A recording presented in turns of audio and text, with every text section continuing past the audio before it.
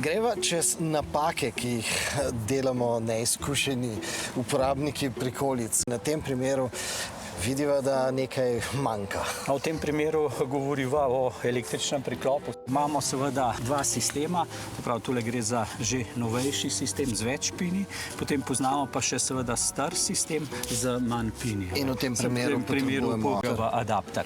Kaj je s tem kablom? Pomembno je, da ni predolg, da se med vožnjo ne zapleta, ne zapne, oziroma da ni prekratek zaradi samega manevriranja. To se dogaja?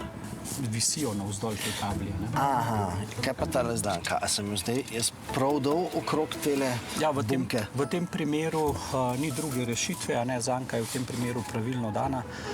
Gre za krajšo zanko, tule gre tudi za lahki priklopnik, ki nima svojih zavor.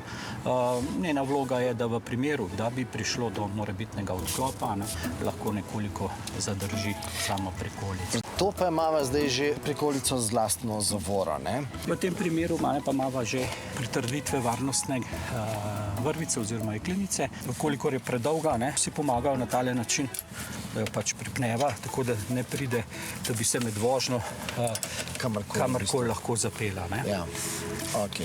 Elektriko tukaj spet vklopiva, ne? Ja. Naslednja napaka pa je tole, ne?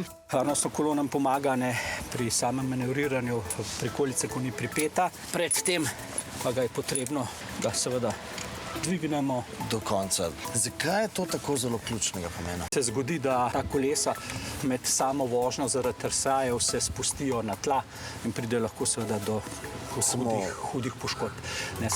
Ne samo kolesa, tudi do nesreče, ker ob stiku pri višji hitrosti s tlem kolo odtrga in poleti po cesti.